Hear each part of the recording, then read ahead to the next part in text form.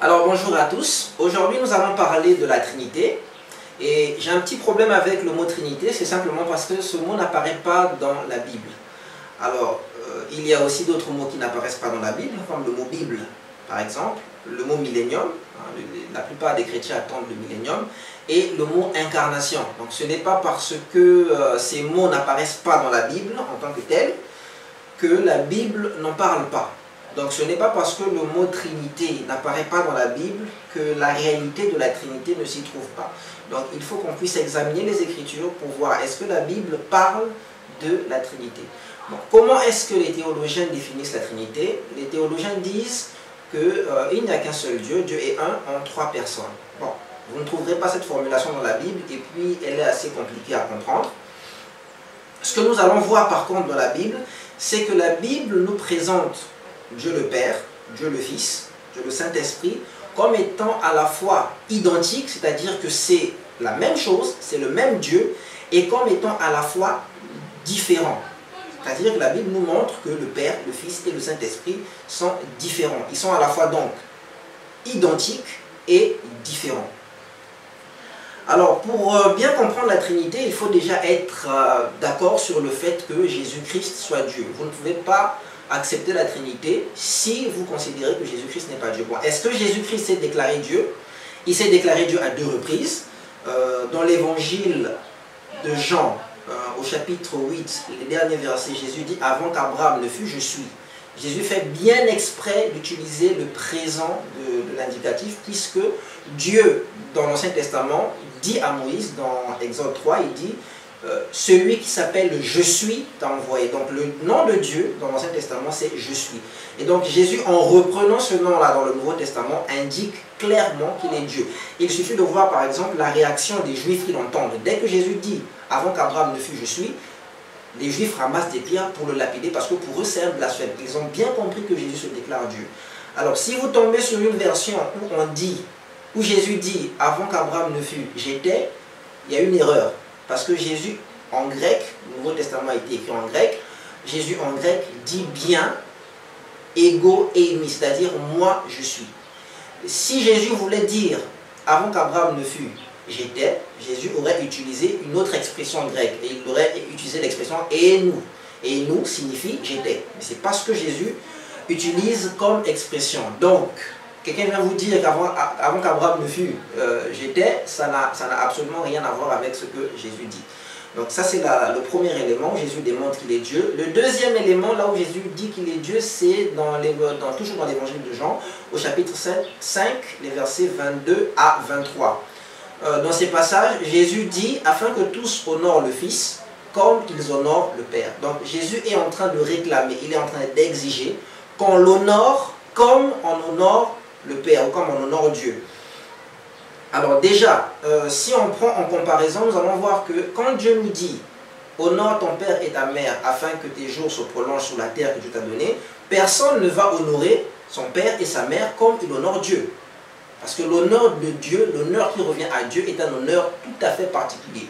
Comment nous honorons nos parents? Nous honorons nos parents quand nous sommes enfants, quand nous sommes mineurs, par l'obéissance et la soumission. Et quand nous grandissons, quand nous sommes majeurs, nous les honorons par le respect et aussi par le fait de leur faire part de nos biens matériels. Ça, c'est l'honneur qu'on donne aux parents. Mais l'honneur qu'on doit à Dieu est complètement différent. Comment honorer Dieu? Nous honorons Dieu en lui rendant un culte, en lui adressant des prières et en l'adorant simplement. Donc quand Jésus dit « Afin que tous honorent le Fils comme ils honorent le Père », c'est extrêmement grave comme déclaration et ça signifie en fait que Jésus veut qu'on lui rende un culte, qu'on lui adresse des prières et qu'on l'adore. Et vous allez voir que dans un certain nombre de versets, les apôtres vont adorer Jésus. Vous allez voir les apôtres adresser à Jésus des prières. Vous allez voir des disciples de toute première génération comme Étienne adresser à Jésus des prières. Vous allez voir dans l'évangile de Luc, au dernier chapitre, les apôtres adorer Jésus, clairement. Donc tous ces passages nous montrent en fait donc, que Jésus est bien Dieu. Alors donc, pour revenir à la question de la Trinité, la Bible nous montre donc que Jésus, qui est le Fils, le Père et le Saint-Esprit sont à la fois identiques et distincts. Alors, quels sont les versets qui montrent qu'ils sont identiques? On a par exemple dans Matthieu 28, le dernier chapitre, quand Jésus dit « Allez, faites de toutes les nations les disciples en les baptisant au nom du Père, du Fils et du Saint-Esprit ». Vous allez remarquer que le mot « nom » qui est utilisé est au singulier. Donc en fait, il n'y a qu'un seul nom. Il faut les baptiser au seul nom du Père, au seul nom du Fils et au seul nom du Saint-Esprit. Alors quand on regarde comment est-ce que les apôtres ont baptisé, ils ont baptisé au seul nom de Jésus-Christ. Donc, en conclusion, on comprend que le nom de Jésus, c'est à la fois le nom du Père, le nom du Fils et le nom du Saint-Esprit. Donc ça nous montre que le Père, le Fils et le Saint-Esprit sont identiques. Il y a un autre passage, là où Jésus dit par exemple à Jude, ça c'est dans l'évangile de Jean, il lui dit, ça fait, je vais vous lire le passage directement, histoire de... Voilà, c'est dans Jean au chapitre 14, verset 9, Jésus lui dit, « Il y a si longtemps que je suis avec vous, et tu ne m'as pas connu, Philippe, celui qui m'a vu a vu le Père. Comment dis-tu, montre-nous le Père ?» Donc ici, Jésus s'identifie au Père.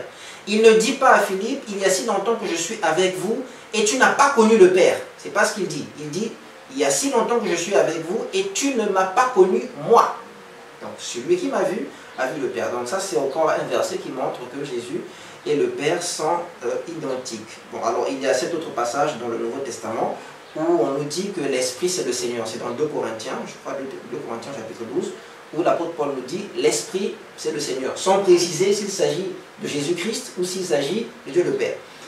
Donc, maintenant que nous avons vu ces versets qui nous montrent que le Père, le Fils et le Saint-Esprit sont identiques, il y a aussi des passages qui nous montrent clairement que le Père, le Fils et le Saint-Esprit sont différents. On va d'abord regarder la distinction qu'il y a entre le Père et le Fils. La distinction qu'il y a entre le Père et le Fils nous est donnée par un autre verset que nous avons dans l'évangile de Jean. Dans l'évangile de Jean, au chapitre 8, les versets 17 à 18.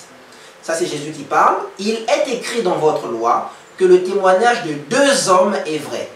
Je rends témoignage de moi-même, et le Père qui m'a envoyé rend témoignage de moi. » Ce verset n'a aucun sens si Jésus et le Père sont confondus. S'ils sont strictement identiques, sans aucune distinction entre eux, ce verset n'a aucun sens, puisque Jésus s'appuie sur une loi qui dit qu'il faut le témoignage de 2 personnes différentes, de 2 hommes, de 2 personnes différentes pour que quelque chose soit vrai. Donc, en se basant sur cette loi-là, Jésus montre par là qu'il est différent, qu'il est distinct du Père. Alors, l'autre passage qui montre en fait qu'il y a une distinction entre le Père et Jésus-Christ, c'est quand Jésus est sur la croix et il dit « Mon Dieu, pourquoi m'as-tu abandonné ?» Ce n'est pas possible si Jésus et le Père se confondent. Si c'est strictement la même personne, ce verset-là n'a aucun sens. Parce qu'il n'est pas possible que le Père abandonne le Fils s'ils se confondent. Ce n'est pas possible. Et ça, déjà, ça met à mal cette doctrine qu'on appelle le modalisme, qui dit que le Père, le Fils et le Saint-Esprit, ce sont seulement des modes, ce sont seulement des fonctionnements. Quand une fonction se sépare d'une personne, cette fonction cesse d'exister. Si vous prenez le roi, un roi est à la fois père de famille, il est à la fois chef de l'État, et il est à la fois époux, il est à la fois marié. Si vous lui retirez son titre de chef de l'État, ben, il n'y aura plus de chef de l'État, simplement. Parce que c'est une fonction que vous lui retirez. Une fois que vous la lui retirez, elle cesse simplement d'exister jusqu'à ce qu'une autre personne prenne ce titre. Et le problème, c'est que Dieu ne donne sa gloire à personne. Donc quand Jésus dit « Mon Dieu, pourquoi m'as-tu abandonné ?» pour exprimer la séparation qu'il y a eu entre lui et le Père sur la croix, c'est simplement quelque chose qui montre très, très clairement que Jésus est distinct du Père. Alors pourquoi, juste pour la petite histoire, pourquoi est-ce que le Père s'est séparé du Fils? C'est simplement parce que sur Jésus-Christ, à ce moment-là, étaient déversés tous les péchés des êtres humains. C'est-à-dire que sur la croix, Jésus a porté le péché de tous les êtres humains. Et à partir du moment où il portait le péché des êtres humains, Dieu s'est donc mis en colère contre lui. Dieu a donc déversé la colère qui était destinée aux êtres humains. Dieu l'a déversée sur Jésus-Christ afin que les hommes qui avaient péché puissent être pardonnés. Donc il s'agit donc de la doctrine de la substitution. Nous reviendrons sur cet enseignement dans une autre vidéo, puisqu'il semble qu'elle pose aussi beaucoup de problèmes. Il y a maintenant beaucoup de groupes religieux qui se prétendent même parfois chrétiens, mais bon, en règle générale, c'est surtout les musulmans qui contestent le fait que Jésus-Christ soit mort pour nos péchés. Mais effectivement, la Bible nous enseigne que cela est tout à fait possible, que Jésus meure pour nos péchés, pour que les hommes soient sauvés. Mais nous reviendrons dessus dans une autre vidéo. Donc, il y a ce deuxième texte qui montre donc la distinction entre le Père et le Fils. Et il y a un autre texte qui montre la distinction entre le Père, le Fils et le Saint-Esprit en particulier. Je vais vous citer ce texte, c'est dans l'évangile de Matthieu. Matthieu au chapitre 12, les versets 31, là où Jésus dit « C'est pourquoi je vous dis, tout péché et tout blasphème sera pardonné aux hommes, mais le blasphème contre l'Esprit ne sera point pardonné. » Alors, c'est quoi un blasphème? Un blasphème, c'est une insulte, c'est une injure à l'égard de Dieu. Donc, si on remplace dans le texte, on peut dire, c'est pourquoi je vous dis, tout péché et toute injure contre Dieu sera pardonné aux hommes. Mais le blasphème contre l'Esprit ne sera point pardonné. S'il fallait traduire blasphème ici, on dirait l'injure contre Dieu, le Saint-Esprit, ne sera point pardonné. Donc, ce texte nous montre bien qu'il y a une différence entre Dieu l'Esprit, Dieu le Saint-Esprit et Dieu le Père. Parce que ce texte n'a aucun sens s'il n'y a pas de différence entre les deux. S'il n'y avait pas de différence entre le Saint-Esprit et le Père, Jésus aurait simplement dit « Tout blasphème ne sera pas pardonné aux hommes ». Mais puisqu'il fait la différence, il dit que vous pouvez insulter le Père, on peut vous pardonner ça. Mais si vous insultez le Saint-Esprit, là, vous ne serez pas pardonné. Ça veut dire donc clairement et de manière tout à fait explicite, il y a une différence entre le Père et le Saint-Esprit. Au verset 32, il nous dit encore, quiconque parlera contre le Fils de l'homme, il lui sera pardonné, mais quiconque parlera contre le Saint-Esprit, il ne lui sera pardonné ni dans ce siècle, ni dans le siècle à venir. Donc là, il fait aussi la différence entre le Saint-Esprit et le Fils, puisque nous avons dit que le Fils est Dieu. Donc quiconque parle contre le Fils, ça peut être pardonné, mais celui qui parle contre le Saint-Esprit, ça ne sera absolument pas pardonné. Donc voilà les textes qui nous montrent donc que le Fils, le Saint-Esprit et le Père sont distincts. Donc voilà, nous avons fait donc le tour, nous avons vu que dans les Écritures, la Bible nous montre très clairement la réalité de la Trinité, c'est-à-dire qu'il n'y a qu'un seul Dieu, mais ce Dieu qui s'exprime à la fois dans le Père, le Fils et le Saint-Esprit, le Père et le Fils et le Saint-Esprit sont à la fois identiques et distincts. Alors, est-ce que l'Ancien Testament enseigne ça? Effectivement, l'Ancien Testament l'enseigne. Quand Dieu dit « faisons l'homme à notre image, selon notre ressemblance ». Bon, alors, il y a des gens qui ont dit que le « nous » là, c'est le « nous » de majesté. Le « nous » de majesté, c'est-à-dire le « nous » qu'utilisent les rois, n'existe pas dans la langue hébraïque. Simplement, c'est facile à prouver. Il suffit de regarder dans l'Ancien Testament, vous ne verrez pas un seul roi qui utilise le « nous » de majesté. Bon, maintenant, même si ce « nous » de majesté-là existait, vous allez regarder un peu plus loin dans Genèse 3, je crois au verset 22, Dieu dit « Maintenant que l'homme est semblable à l'un d'entre nous ». L'homme est devenu semblable à l'un d'entre nous en ce qui concerne la connaissance du bien et du mal. Le l'un d'entre nous là n'a pas de sens. Si c'était un nous de majesté, Dieu aurait dit maintenant que l'homme est semblable à nous. Mais si Dieu prend la peine de préciser à l'un d'entre nous, cela signifie simplement que Dieu est pluriel. Alors ce n'est pas le seul texte, il y a un texte que l'on prend, c'est le texte où il est dit écoute Israël, l'Éternel notre Dieu, l'Éternel est le seul Éternel. Un Shama Israël, il y avait Elohino, il y avait Echad. Le mot qui est utilisé, c'est le mot Echad, qui indique une unité plurielle. Alors, c'est le même mot qui est utilisé pour dire que l'homme et la femme deviendront une seule chair. Alors, quand vous allez chez un homme marié, vous n'allez pas voir une seule grosse chair avec des seins et puis une grosse voix ou je ne sais pas pourquoi, mais vous allez voir deux personnes. Donc, il y a deux personnes en une seule chair. Pareil avec Dieu, il y a donc trois personnes en un seul Dieu. un en trois personnes, une seule chair en deux personnes pour l'homme et la femme. Donc même l'Ancien Testament nous enseigne que Dieu est un Dieu pluriel. Donc voilà pour ce qui concerne la Trinité, vous avez tout ce qui vous concerne. En tout cas, j'interpellerai toutes les personnes qui refusent, qui rejettent cette doctrine. Elle est tout à fait biblique.